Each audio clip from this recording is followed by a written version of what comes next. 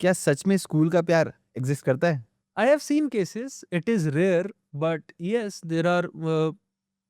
I don't know if this is right, but I think Sandeep Maheshwari also find his wife from school only, right? So there have been rare cases. But उस वाली generation में होता था, आज की generation की बात कर रहा हूँ मैं, जो सो कॉल्ड हाँ, जेन ज़ी जनरेशन है आज की yes. तारीख So में। what happens is कि पहले शायद होता था एंड धीरे-धीरे अब जनरेशन थोड़ी चेंज हो रही है, इसकी वजह से उनका अटेंशन स्पैन भी कम हो रहा है, तो उनकी कमिटमेंट लेवल भी कम हो रही है। इसकी वजह से उनका जो स्कूल का प्यार होता है 99% बचकाना होता है, 99% उनकी आइडियोलॉजीज़ फक्ड अप होती हैं एंड उनको लगता है कि प्यार का मतलब है आशिकी में रहूँगा मैं, ठीक है? तो मैं इसको ऐसे बोलूँ कि ये प्यार नहीं है, इन्फैचुएशन ज़्यादा है, is it like that? Every relationship has an element of infatuation in it, चाहे वो कुछ भी हो, चाहे अरेंज मैरिज ही क्यों ना हो। अच्छा, every relationship has stages it goes through. So ऐसा नहीं है कि कोई इंसान रिलेशनशिप में है लेकिन वो अभी इन्फैचुएशन में है, और कोई इंसान रिलेशनशिप में है और वो किसी और लेवल पे है कि जहाँ पे कि वो इन्फैचुएशन में नहीं है बट वो कमिटेड है, तो वो गलत है और सही है, ऐसा नहीं है। It is just the stages you go through. So many people have demonized a lot on social media that attraction नहीं होनी चाहिए, हम कमिटमेंट रखेंगे। But honestly, I have been doing this from the past 8 years. I have studied people. I have learned from people like Tony Robbins and all these people who are like teaching about life and relationship to the whole world. Attraction is one of the most important ingredient to make any couple relationship work. If that is not there, I see the cases who are on the other side. I am with my wife from 10 years. I just don't feel attracted to her. I am with my girlfriend from 6 years. I just don't feel attracted to her. Attraction is not a choice. It has to be there, right? So attraction का जो next phase होता है when attraction के साथ attraction is just physical attraction. अब उसके साथ तुम इतना ज़्यादा उसको जानने, इमोशन सारा कुछ उसके साथ जब कनेक्ट करिए तो तुम इतने इनफैचुएट हो गए हो उससे कि 24 घंटे तुम्हारे दिमाग में वही चलती रहती है।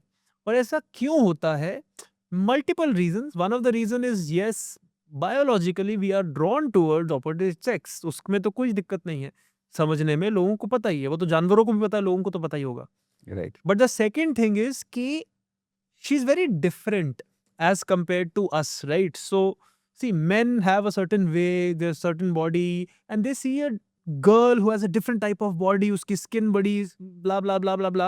So I know it's objectifying them and superficial, but this is what happens chemically to us, that she's so different that it's we are in awe. वो लड़की वाह इतनी सुंदर, मतलब उसको टच कर कैसा फील होगा, ये वो, तो they are infatuated and they are very amazed by the presence of a girl. Third reason is uh, there is a need called need of significance which Okay. men have. Okay. ठीक है ना, mostly men have this need, and we also want our partner to be significant, ताकि अगर मैं किसी hot बंदी के साथ हूँ तो इसका मतलब ये नहीं है कि वो सिर्फ the sex is going to be good, it is also that मेरा सोशल स्टेटस मेरे दोस्तों के सामने भी बढ़ जाएगा कि मेरे पास इतनी सुंदर लड़की है। मैं होटल में जाऊंगा, मैं ट्रैवल करने जाऊंगा, मैं किसी कंपनी में जाऊंगा, मैं एयरपोर्ट पे जाऊंगा, जो ये बंदी मेरे साथ घूम रही है। So you will see they will boost up their ego and this need of significance, कि इतनी सिग्निफिकेंट लड़की मेरे साथ है, I'll get free discounts, I'll get free coupons. Everyone is looking at me. Without being a celebrity, without doing anything, I'm a celebrity. Right. But So, सच में ऐसा mindset होता है लड़कों का? yes, okay. it is not about what they think consciously. These are all subconscious needs. They don't even realize why they want a. Why do you want a beautiful girl? Why does a guy want a beautiful girl? Only two reasons. First is status in front of friends. No, first is sex. Okay.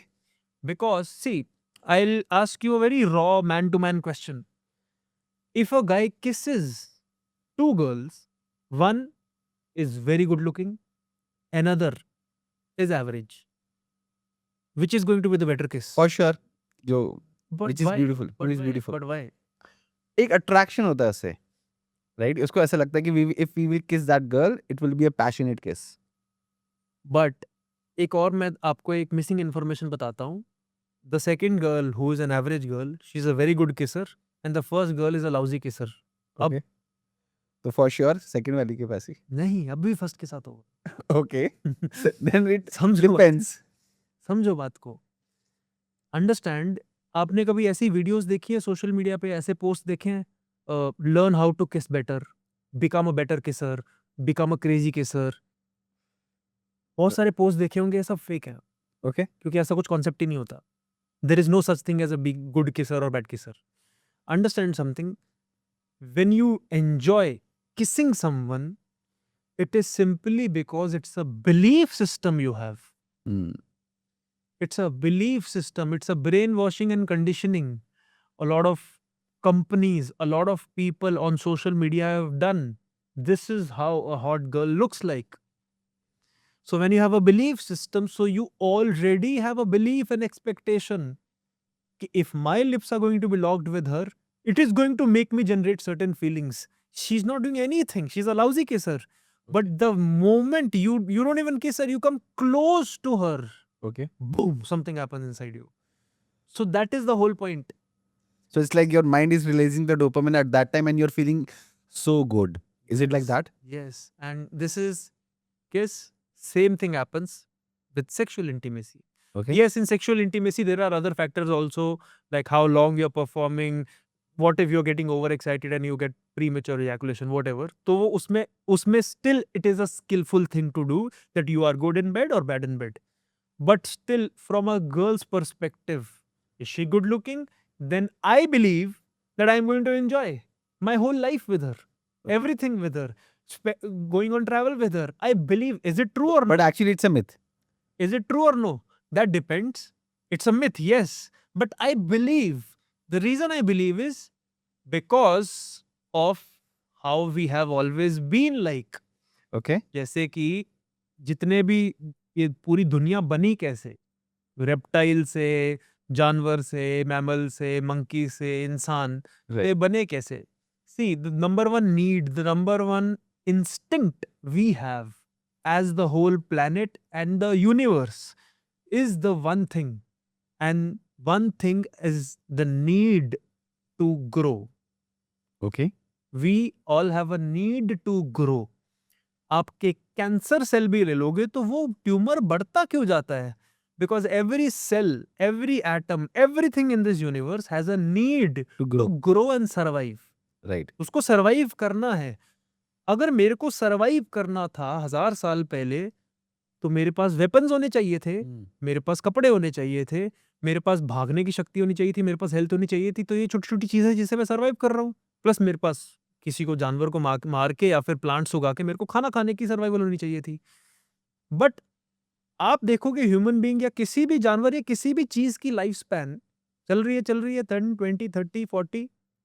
उसके बाद वो पहाड़ की तरह दूसरी side गिरना शुरू कर देगी. आप कितना भी सर्वाइवल, कितना भी कुछ भी कर लो. तो there is a second thing also, that human beings are responsible for their growth. Human beings are also, it is inevitable that they are also going to destroy themselves. Hmm. तो जैसे ही वो ग्रो कर रहा है, क्योंकि उसको survive करना है, तो कोई भी जानवर, कोई भी living being including human being अमर कैसे हो सकता है? Hmm. बताओ, अमर कैसे होगा वो? बच्चे पैदा कर, बट वो कहाँ हमारे हो पा रहा है? वो एक उसी का पार्ट है वो. okay. That is the whole point, the whole generation. Why? Because one is they want to survive individualistically, but उनको पता है individually तो मैं तो मर जाऊंगा. तो then as a whole generation, मेरे similar doppelgangers चलने चाहिए इस दुनिया में. Hmm. And that is why human beings तो बहुत सोच सकते हैं ना. जानवर को किसने बताया है कि रिप्रोड्यूस करना चाहिए? नहीं ना.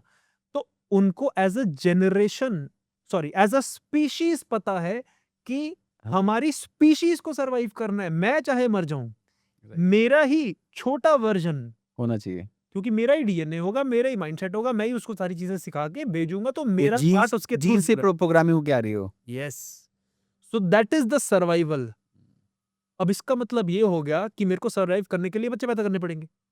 बच्चे कैसे पैदा होते हैं? सेक्स. तो that means survival and growth के लिए the number one need of the whole planet is sex.